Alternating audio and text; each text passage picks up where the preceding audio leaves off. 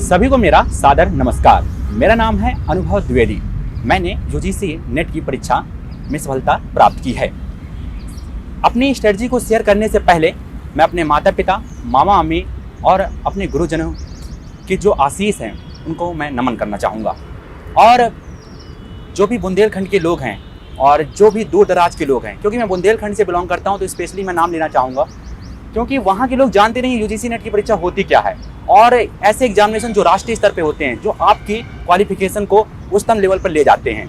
तो मैं आज बताना चाहूँगा कि यूजीसी नेट क्या है और यदि यूजीसी नेट कोई पास कर लेता है तो कौन सा तीर उखाड़ लेता है। थोड़ा सा फिल्मी अंदाज में बोलना चाहूँगा, क्योंकि जब तक चीज़ों में मज़ा नहीं आएगा ना तब तक आप वो चीज़ करेंगे नहीं। क्योंकि जब तक आपको कोई भी परीक्षा क्रैक करनी है तो उसके पीछे चाहिए उसका मज़ा, इंजॉय आना चाहिए कि मैं पढ़ रहा हूँ तो क्यों पढ़ रहा हूँ। तो तीर उखाड़ने का रीज़न ये है, यूजीसी नेट परीक्षा क्रैक करने के बाद आप असिस्टेंट प्रोफेसर बन सकते हैं कॉलेजों में। आप बन सकते हैं किसी भी पर्टिकुलर एरिया में जहाँ पर उसका स्पेशलिस्ट मांगते हैं। जैसे मान लीजिए कोई इकोनॉमिक्स से करता है तो इकोनॉमिक स्पेशलिस्ट बन सकता है, मैनेजमेंट से कर सकता है तो मैनेजमेंट का स्पेशलिस्ट बन सकता है। तो ये चीज़ है। और जहाँ तक सबसे बड़ी बात है, 6% लोग सिलेक्ट होते हैं पूरे ऑल इंडिया पे यूजीसी नेट क्रैक करने के बाद। तो 6% में आप आ रहे हैं, 5% में आ रहे हैं, वो दिखाता है कि आपने अपना ग्रेजुएशन बहुत शानदार किया है, आपकी क्वालिफिकेशन वास्तव में बहुत अच्छी है। उप्स, इस रुकावट के लिए सॉरी, पर आपकी यूपीएससी की तैयारी में कोई बाधा ना आए, चाहे वो रिसोर्सेज की हो या सही गाइडेंस की। इसके लिए पिछले 5 साल से sleepy classes quality content provide कर रहा है अफोर्डेबल प्राइसेस पे। यूपीएससी कोचिंग में हमने एक भ्रम को तोड़ा है कि ओल्डेस्ट इज द बेस्ट या महंगा सबसे बेहतर है, और हमारी सैकड़ों सक्सेस स्टोरीज इस बात की गवाह हैं। तो आइए अपनी यूपीएससी की जर्नी शुरू कीजिए हमारे साथ। जुड़िए हमारे यूट्यूब चैनल पे और एनरोल कीजिए यूपीएससी 2022 और 23 के कोर्सेज के लिए हमारी ऐप पर। धन्यवाद। तो चलते हैं यूजीसी नेट की परीक्षा कैसे मैंने क्रैक की। मैं वास्तव में बताना चाहूँगा कि मैंने कोई बुक नहीं रेफर की। यदि आप सोचो बहुत स्टैंडर्ड बुक रेफर की हो, बहुत अच्छी बुक पढ़ी हो, नहीं।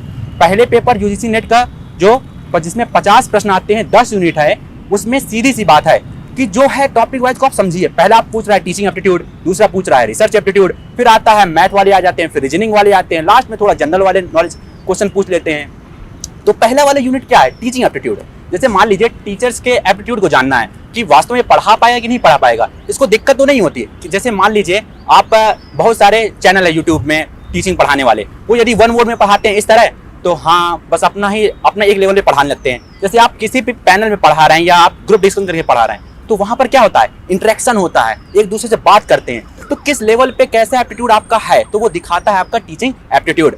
तो दूसरा आ जाता है रिसर्च एप्टीट्यूड। रिसर्च एप्टीट्यूड क्या होता है कि आप पर्टिकुलर टीचिंग कर रहे हैं, उसमें आपकी रिसर्च होता है कि आप नॉलेज को एक हिस्ट्री वाले पार्ट पे आप रिसर्च करना चाहते हैं कि जो इनोवेशन करना चाहते हैं, ये चीज़ होती है। तो कोई भी पार्ट है ना, उसके पहले सोचिए कि मैं पढ़ क्यों रहा हूँ। जब तक आप क्यों लगा देंगे ना जिस दिन, उस दिन आपको वो टॉपिक को रटना नहीं पड़ेगा, उसमें पढ़ना होगा और समझना होगा। तो ये बात है जितने भी पार्ट हैं। अब बात कर लेता हूँ मैथ की, जिसमें मैथ आते हैं, डाटा इंटरप्रिटेशन वाले क्वेश्चन आते हैं। तो मैथ में सिंपल मैथ आती है कि रेशियो, फ्रैक्शन। जैसे क्या होता है, हम लोग न्यूज में हमेशा सुनते हैं कि ट्रेन के टिकटों के 100% प्राइस बढ़ चुके। अब भाई बढ़ गए तो हमने सोचा कैसे बढ़ गए, तो कितने परसेंट बढ़े। यदि 100% बढ़ गए तो मतलब 10 के 15 हो गए कि 10 के 20 हो गए कि 10 के 10 हो गए। तो सिंपल चीज़ है, जब भी 100% है तो मतलब इसका 2 गुना हो गया। कैसे हो गया? आप सोचो कि 100 के 200 हुए, मतलब फाइनल प्राइस क्या है 200, इनिशियल प्राइस क्या था 100 और इनिशियल प्राइस क्या था 100 ही था। 100 के 200 हुए ना, तो फिर क्या किया आपने, final price minus initial price, ratio में आपने क्या किया इनिशियल प्राइस और फिर मल्टीप्लाई 100, तो आ गया ये 100%। तो इस तरह आपको मूंजबानी पता होना चाहिए कि हाँ 300% प्राइस है, बढ़े हैं मतलब 4 गुना। और इसी तरह जैसे हम क्या कहते हैं, एक शर्ट खरीदी 3 शर्ट फ्री, एक पैंट खरीदा 3 पैंट फ्री। तो उसका मतलब है कि मतलब 10, यदि कोई 100 का मिल रहा था पैंट, वो 400 का मिल सकता था 400 में, लेकिन हमें वो 4 चीज़ें 100 में मिल गई। मतलब हमने वो 25% में ही चीज़ सब कुछ कवर कर ली। मतलब हमें बेनिफिट हुआ कितना, 75%। तो ये जो जनरल लाइफ की चीज़ें होती है ना, ऐसा क्यों हो रहा है, इतना बढ़ गया, ऐसा घट गया, वो चीज़ें ही पूछ रहे हैं बस, और कुछ नहीं पूछ रहे हैं। 8-9 की मैथ पूछ रहे हैं। उसके लिए आपको कौन सी कोचिंग लेने की जरूरत है? मैं कहता हूँ बड़ी बड़ी कोचिंगों का प्रचार होता है कि इतने % डिस्काउंट में आप कोचिंग पढ़िए, ये करिए। आप खुद बताइए, आप पोस्ट ग्रेजुएशन की कोई एग्जाम दे रहे हैं जो राष्ट्रीय स्तर पर, वो आपसे 8-9 लेवल के क्वेश्चन पूछ रहा है, क्या आप इतना नहीं कर सकते? बिल्कुल कर सकते हैं। 8-9 की किताबों को मैथ देखिए, सिंपल जनरल लाइफ में जो कुछ हो रहा है वो देखिए। आपने कभी पुष्पा मूवी देखी होगी, बहुत लोग देख रहे हैं पुष्पा मूवी। तो पुष्पा मूवी में उसका एक डायलॉग है, जब वो फोल्ड करके बैठा रहता है, अपने पैर को फोल्ड कर लेता है, तो कहता है, एक दूसरा आता है जो उसका को एक्टर होता है, कहता है कि फोल्ड मत करो, आप सही से बैठो। तो यहाँ पर वो क्या बोलता है, जो एक्टर होता है वो कहता है मैं झुकेगा नहीं। तो मैं झुकेगा नहीं, तो इसका मतलब क्या है? मतलब वो अपने क्वालिटी बता रहा है कि मेरी जो वेज है ना, जो मैं मजदूरी कर रहा हूँ, उसकी एफिशिएंसी मेरे रिस्पेक्ट में आती है, ना कि किसी मैं वेज ही करता रहा हूँ। तो आप ये सोचिए कि यदि वो पर्टिकुलर व्यक्ति वो काम छोड़ देता है तो उसकी अपॉर्चुनिटी दूसरी होती है। तो दूसरा व्यक्ति क्या बोलता है पुष्पा मूवी में, ये पक्का कुछ ना कुछ जरूर करेगा। तो वो अपनी अपॉर्चुनिटी का दूसरे में देख रहा है, ठीक है ना। तो ये सिंपल जो चीजें होती है ना डेली लाइफ में, जहाँ क्वेश्चन क्या हो रहा है, मूवी में क्या चल रहा है, यही क्वेश्चन वो घुमा फिरा करके आपके एग्जाम में पूछ रहे हैं। तो समझिए कैसे कैसे चीजें आ रही हैं। ये हो गया फर्स्ट पेपर। फर्स्ट पेपर में डाटा इंटरप्रिटेशन के भी क्वेश्चन आते हैं। डाटा इंटरप्रिटेशन में कैसे होते हैं कि मान लीजिए सन 2000 में इतनी जनसंख्या थी, 2001 में इतनी हो गई, 2002 में इतनी हो गई, एक पूरा पैरा दे देगा आपको। अब उसमें परसेंटेज घटेंगे बढ़ेंगे, परसेंट घटेंगे बढ़ेंगे। अब उसमें कौन सा तीर मारना है, आराम से आप जो परसेंटेज जानते हैं उसी को निकाल करके उसको सही कर दीजिए, हो जाएगा। तो ये हो गई मैथ की और यूनिट फर्स्ट की जो भी स्ट्रेटजी है वो हो गई। अब इसी में थोड़ा एक पार्ट हो जाता है कि हायर एजुकेशन एनवायरनमेंट की बात हो जाती है। तो भाई हायर एजुकेशन और एनवायरनमेंट के जो भी इंस्टीट्यूशंस हैं, जो जो न्यूज़ चल रहे हैं, उनको जनरल थोड़ा सा पढ़ लीजिए, और जो प्रीवियस ईयर में जिस तरह के क्वेश्चन पूछ रहे हैं वो पढ़ लीजिए। ये नहीं कि पता चला कि एनवायरनमेंट की जितनी सारी बुक हैं सब खरीद लाए, नहीं, ये सब मत पढ़िए। मैं तो कहूँगा जो चीज़ें जनरल आपको आती हैं, जो एक्ट पूछ रहे हैं, जो प्रीवियस ईयर में पूछे गए हैं, उनको देख लीजिए। देखिए आप सब लोग गेम खेले होंगे और गेम में कुछ फंडामेंटल नियम होते हैं। क्या होता है, जैसे क्रिकेट होता है, क्रिकेट में यदि क्रिकेट खेलने जाते हैं तो हमें बता दिया जाता है कि देखो वो बाउंड्री है, सीधा सीधा मारोगे, यदि टप्पा खा के जाएगी तो 4 रन हो जाएगा, सीधा उड़ा के मारोगे 6 हो जाएगा। तो इसमें भी कुछ परीक्षा देने के समय भी कुछ रूल होते हैं कि देखो मुझको यदि 50 क्वेश्चन है तो यदि मुझे 30 क्वेश्चन जो एड्रेस वाले करने हैं कि हाँ ये क्वेश्चन हमेशा आने ही आने हैं, तो उन चीज़ों पे ज़्यादा फोकस करिए। ऐसे जो क्वेश्चन हैं जहाँ पर कहीं से पूछ लेता है तो उसमें कम फोकस करिए, क्योंकि जहाँ ज़्यादा पूछ रहा है वहीं से आपको सिलेक्शन मिलेगा, ठीक है। तो पहला यूनिट ये है। देखिए पर्टिकुलर मैं बुक नहीं जानता हूँ कि फर्स्ट पेपर में कौन सी बुक है, क्योंकि मैंने कोई खरीदी नहीं। कोई एक बुक है जो केवीएस समाधान करके है, बहुत फेमस है, लेकिन सही कह रहा हूँ मैंने कोई बुक नहीं खरीदी, कोई भी बुक। तो आप सिलेबस देखिए, जो जो है उसको बस आप गूगल आउट कर लीजिए और उनको देखिए कि ये यूनिट में रखे गए हैं तो क्यों रखे गए हैं, वो यूजीसी ने नेट में सिलेबस बनाते समय ये क्यों रखा है, बस उनको गूगल आउट करते हुए अपनी डेली लाइफ से जोड़ लीजिए। जो भी 8-9 की मैथ है उसको सॉल्व कर लीजिए। तो ये हो गया फर्स्ट पेपर। सभी जितने भी यूजीसी नेट जितने भी 81 सब्जेक्ट हैं उन सभी के लिए फर्स्ट पेपर आना ही आना है। यही इसका सिलेबस है, यही ये मेरी स्ट्रेटजी है। थोड़ी सी अलग हो सकती है, यूनिक हो सकती है, लेकिन आपको बहुत फायदा करेगी यदि आप ये करेंगे। हमारे बुंदेलखंड में कहावत है कि भौरा तोरा पानी जुलम किए जाए, गगरी न फूटे चाहे खसम मरी जाए। तो ये बुंदेलखंड की बदहाली बताता है, और बहुत सारे ऐसे रीजन कि बदहाली ये बताता है कि वहाँ के संसाधनों के अभाव में लोग आगे नहीं आ पा रहे हैं, वो बस केवल अपनी मूलभूत सुविधा पानी भोजन में ही लग चुके हैं।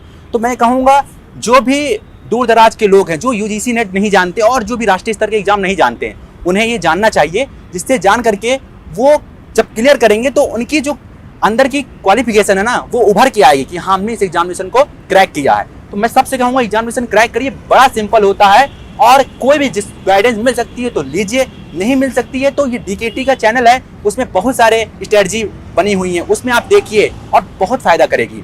तो मैं बात कर लेता हूँ यूजीसी नेट का जो दूसरा पेपर होता है। देखिए मैंने तो पॉलिटिकल साइंस से किया है, लेकिन मैं कुछ फंडामेंटल बताऊंगा जो हर सब्जेक्ट में काम आएगा, हर सब्जेक्ट में। जैसे ज्योग्राफी है, ठीक है, ज्योग्राफी में क्लाइमेटोलॉजी एक सब्जेक्ट है, उसमें क्लाइमेटोलॉजी में हम पढ़ते हैं एयर की मूवमेंट कैसे हो रही है, कन्वेक्शनल हो रही है कि एडवेक्शन वाली हो रही है, ऊपर जा रही है कि वो बस हॉरिजॉन्टल की ओर जा रही है। तो कुछ बेसिक नियम होते हैं हर चीज़ के, मैंने बोला अभी पहले भी, तो उन बेसिक को जानना बहुत ही जरूरी है।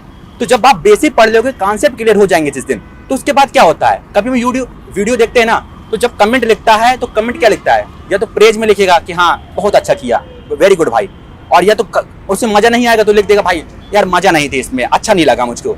तो क्या होता है ना, जब भी हम कोई चीज पढ़ते हैं तो कोई व्यक्ति जब अपना कॉन्सेप्ट लेके आता है तो उसको प्रेज करने वाले भी कुछ आते हैं, सपोर्टर थिंकर्स आते हैं, कुछ कहते हैं कि हाँ इन्होंने बहुत अच्छा किया है, मैं इसके बारे में ये कहना चाहूंगा। कुछ लोग कहेंगे नहीं मैंने मैं नहीं मानता इसने सही किया है, इसने ऐसा किया, वो कहेंगे ये हमारा मॉडल देखो, हमारा ही सही है। तो जिस दिन आप ये समझ गए ना कि कोई चीज कोई ला रहा है तो उसके पीछे रीजन क्या है, और दूसरा कोई तर्क दे रहा है कि मेरा तर्क इससे अच्छा है, तो उस तर्कों को जानना है। आपको चीजों को रटना नहीं है कि बस आपने सोचा ये मॉडल है, ये मॉडल है, ये मॉडल है। जब आप जिस दिन पता चल जाएगा आपको कि पीछे लॉजिक क्या है, यदि कोई चीज बनाई गई, जैसे ये कैमरा है, कैमरा बनाया गया, तो उसके पीछे लॉजिक क्या है। पहले क्या होता था कि दूर से कोई चीज होती थी, चलो चल रही है, वो आदमी देख लिया, ऐसा कर लिया। तो इन्वेंशन होने के पीछे कोई रीजन होगा। जैसे ये कोई है मेगापिक्सल है, तो दूसरा इससे अच्छा मेगापिक्सल होगा। तो क्या है ना, हर सब्जेक्ट में कोई चीजें आ रही हैं तो उसके पीछे मॉडल आ रहे हैं, एक के पीछे दूसरा, दूसरे के पीछे तीसरा, कोई उससे चीजें अच्छी होंगी, कोई बेकार होंगी।